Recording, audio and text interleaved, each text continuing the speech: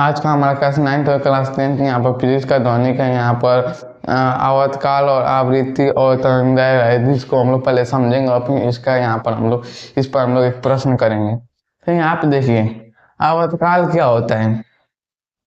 तो आवर्तकाल का आपका आपका मतलब कि सिंपल का डिफिनीशन हो जाएगा, मतलब सिंपल सा डिफिनीशन हो जाएगा कि आवर्तकाल हो जाएगा हमारा ये कंपन पूरा करने में लगा गया समय आवर्तकाल कहलाता है। और हमारा ये हो जाएगा इसका सिंपल सा डिफिनीशन।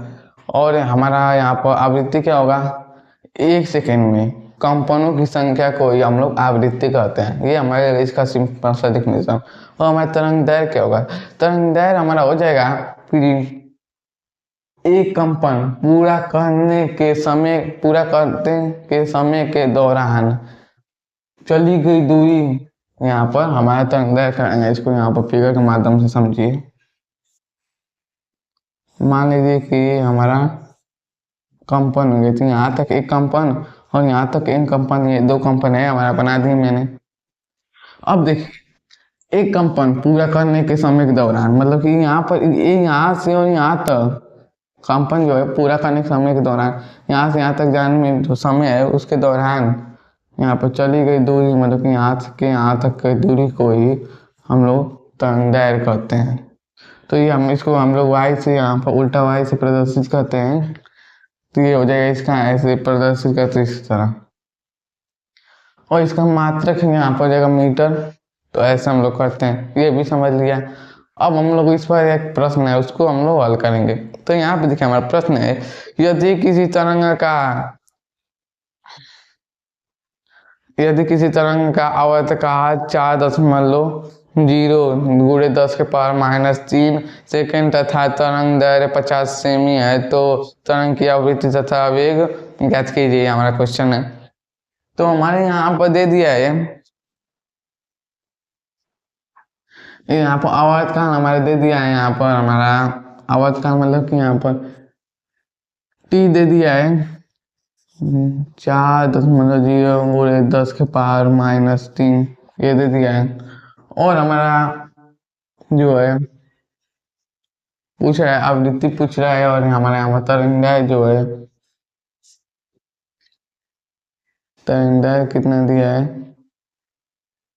तरंग दैर्घ्य यहाँ पर 50 सेमी दिया है। तो ये हमारा हो गया 50 सेमी। 50 सेमी है। तो ये देखिए यहाँ पर सेंटीमीटर में है, इसको जब हम लोग मीटर में चेंज करें तो 0.5 यहाँ पर मीटर हो जाएगा।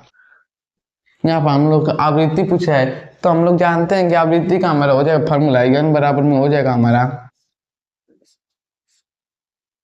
n = 1/t। तो मतलब कि हमारा t कितना है, 1/t में हमारा t है 4.0 × 10⁻³ यहाँ पर -3। तो देखिए माइनस में है जब पावर, तो इसको जब हम लोग ऊपर करेंगे तो प्लस में हो जाएगा। तो मतलब कि हमारा यहाँ पर हो जाएगा 4.0 और यहाँ पर हमारा हो जाएगा ऊपर यहाँ पर 1000, क्योंकि यहाँ पर 10⁻³ है। तो ये हो जाएगा ऊपर 1000। तो इतना हो जाएगा।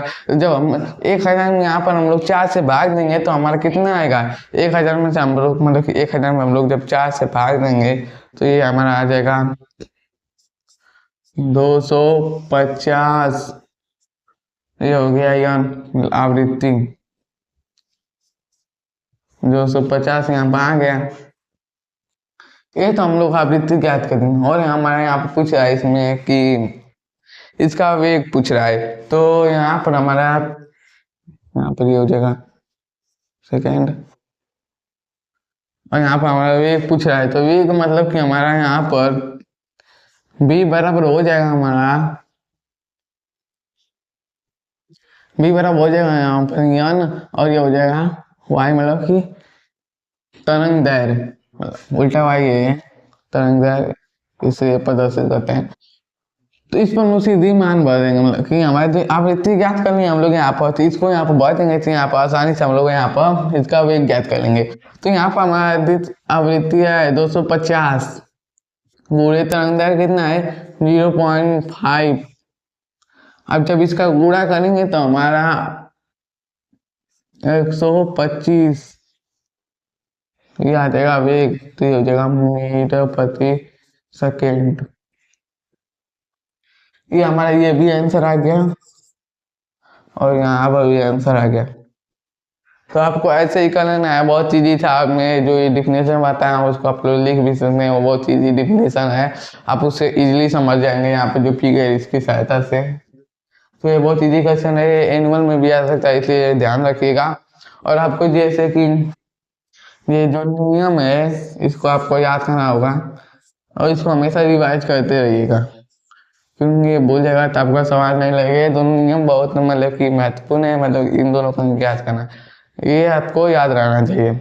आपको ऐसे ही याद करना है और इजी क्वेश्चन में भी आ सकता है। फिर मिलेंगे हम लोग नेक्स्ट क्वेश्चन में। धन्यवाद।